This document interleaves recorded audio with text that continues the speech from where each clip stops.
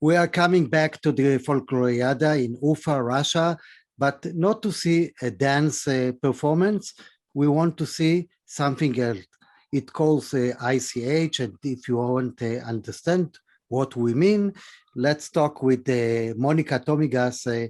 You are the chairwoman of Culture Commission of CIOFF, and you are responsible to a big exhibition of, you told me, mask. Yes. It's very, very Yes. typical today. The mask exhibition that is called Masks of the People of the World. So I'm really happy that altogether we have masks from 27 different countries and also additional photos and videos from other countries. So altogether from different countries, we have about, I think we have on the list about 33 countries from altogether material. So that I think it's a very good result. I know that in CIOFF we have 108 countries, but in some countries, the mask tradition, it doesn't exist, or has already died, or in some places, the masks are only stuck in museums and sadly cannot be brought along. So the situation is very different in different countries, but I'm very happy that we have so much, and the exhibition was really interesting, and we opened it today, 12 hours ago, and I'm really happy, and I'm very thankful for all the countries that sent their materials in and brought masks. And I'm also very thankful to the Bashkirian National Museum in Ufa that helped to set up the exhibition that looked great. So I hope you can share the photos with all the others. Sadly, I'm not at the museum at the moment. We're at the opening concert, and some countries are on the stage at the moment performing. So yeah. You know, we said that the mask is a sign of, is one of tradition, and all of the world, we were with mask against the corona, but you are demonstrating another kind of a mask. Try to express what are the meaning of the mask that you know from the exhibition. Yes, I'll start with talking about the corona mask, because we had this funny case that in some countries sent us pictures of the corona mask and their local mask from the museum and asked, I'm sorry, I don't understand, what kind of mask do you want? Do you want the corona mask? So yeah, corona mask has been very actual at the moment. And the weird thing is that in most of the cultures, masks have the same point really than the corona masks. So it's defense, it's protection against evil. So in lots of countries, they're used in carnival seasons or carnival parades, and sometimes now even during different festivities. But also, for example, in Estonia, we have different masks who keep the bad spirits away. So it's quite the same in a lot of countries, but the masks are used in different times of the year. So for example, the tradition that is still alive in Estonia, we use them in November, but a lot of countries start with the masks, the carnival season, and celebrate the coming of spring. Or for example, I guess you've all heard of the big parades in Latin America celebrating the coming of spring, and the big carnivals, come on, everyone has heard of them. Rio de Janeiro, for example, the biggest one, of course, but there are excellent carnivals in Bolivia, and there are some, we also have some very great examples. One was really taken from a museum, for example, the Peru mask, and Benin and Cameroon from Africa, they didn't just bring a mask, they brought a whole costume. So the Cameroon costume is just covered in feathers. So it's excellent, lovely, and really good to see them. And so it's very interesting how in some traditions, the masks are very, very old and very plain, only carved in wood, and in some traditions they are very colorful, full of glitter, and they're made of so many different materials, as I mentioned, wood, and also some are made of papier mâché, and some are made of clay, and so it's very different. And although we only, as I said, have a bit more than 30 masks here, a bit less than 30 masks here, they're all very different, and it's really interesting to read about them, and would really like to see them all in use. We have some of the photos, how they're used, but not all of them. So it's very interesting to really just see, and definitely, if possibility, I would like to see all the masks at the festival or in a situation where they are really used.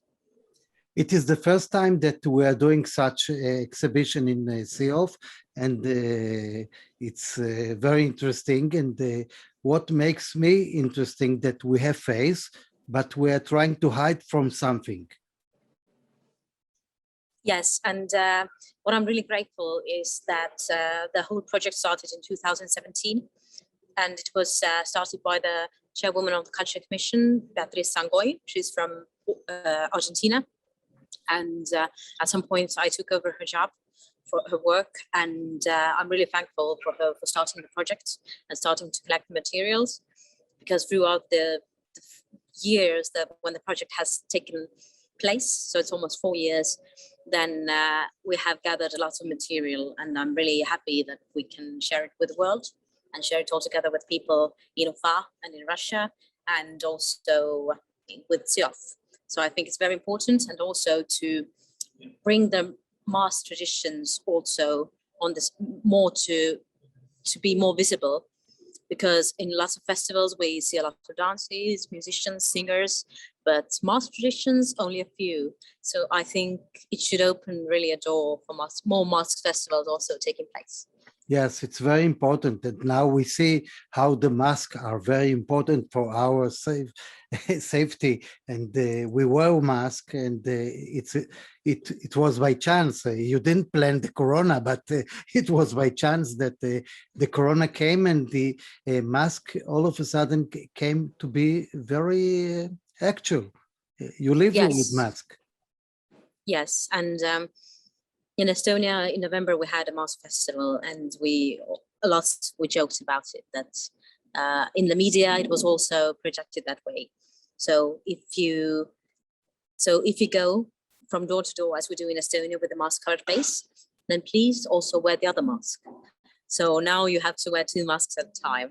But this is also okay, and I hope this doesn't take strength away from the mask tradition, really. So in a way, masks have become more and more actual. In that way, I hope it disappears, but I still hope that as part of our intangible cultural heritage that we have in all of our countries and tradition, I hope the mask tradition gets stronger and more noticed.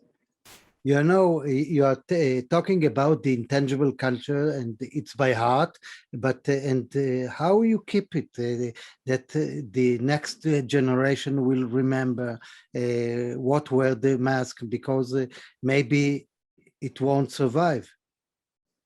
Yeah, that's always the question about youth and keeping and introducing the culture. But I still believe that it can be taught starting from a young age. For example, it is very interesting to see how the mask tradition has changed, because in November, the celebration that we have, Mardi Bav and Qadri Bav, St. Martin's Day and St. Catherine's Day, then it used to be only for grown-ups, and first only for men, then for women also. And children really wanted to grow up to also go from door to door and celebrate the same things. And it's the same in a lot of cultures, that you can't use the mask if you are not of age. So it starts usually from 16 or to 18. It depends. In some countries, it's still only for men. And now it's interesting to see, for example, in Estonia, how the tradition has changed, because now it's a children's event, and children are the ones going from door to door and using the masks, and we're really hoping, in a way, through promoting the mask tradition, talking more about it, that that people will start thinking that it used to be an adult tradition, and still want to join also children going from door to door. So it could be a family tradition. And for example, we also talk about that it can be a family holiday that we celebrate otherwise also. We don't only have to go from door to door or get visitors, but we can also solve different, I don't know, like for example, cross puzzles, or we can also make good food on the same day. And I really hope that in all of the countries, there's the possibility that the mask tradition, let's say, is still sexy in a way, that it is still maybe forbidden for children until you come of age, and then you become an adult, and this is something that you can join. You see it, that is very cool, and you really want to do it. So as always, if you can't do it, then this is something that you want to do. So in a way, it's keeping the tradition exclusive, but it's still talking about it and promoting it. I'm So I trying- hope this is the key, but it depends on the country also. I'm trying to understand what is the reason that we wear masks. So you said that it's a protection from the evil. That's one solution for or one answer to my question. And the other, maybe if I want to change myself, to behave in another way, that it's not me, it's another one. Yeah. In some countries, or the mask, it was also explained that you only use the mask once, so no one would recognize you. So every time you put on the mask, you turn into a different character, and you can be someone else. And then no one will know who you are. And every year you have the possibility to be someone else and change. And the key is not to share who you really are. So this is so different. And in some countries, it's also about imitating animals and or just seeing things that, as I said, as protection, being afraid of ghosts or some kind of monsters. But if you behave like them, you will drive them also away. And you're not so much afraid of them anymore. Monika, the last question is the last wheel of something that I would like to hear. A nice story, one story that you like about mask. One story that I like about masks. Ooh. Gosh, it's a very good question. Should have prepared longer. What I really like about masks, I think for me, it is really interesting to see all the different masks together, because we have so different cultures in a way, but you come together and you see some of the things that are a bit alike on the different masks from different parts of the world. And for example, when I saw one thing that, for example, the mask that I brought from Estonia, this is a tradition that we do during the New Year's Eve on one island only, billy goat. We have billy goat, then men wear it as with horns, and then they put out on the sheep coat. And this is something that is also a lot done in Croatia, in Slovakia, in Slovenia also. So they are not so close to us, but they still have this kind of a tradition. And I heard also from some researchers that this kind of billy goat tradition has been all over Europe. So it's really interesting to think, where has it come from? And where is it going in a way also, or where has it survived still? And it's, for me, the cutest thing with the Estonian billy goat is that you go in that island, Saaremaa, they go from door to door, and you speak to people who have been doing it because they studied from their grandparents and their fathers. And you talk to them about them, that you think this is very special to see and to experience the tradition.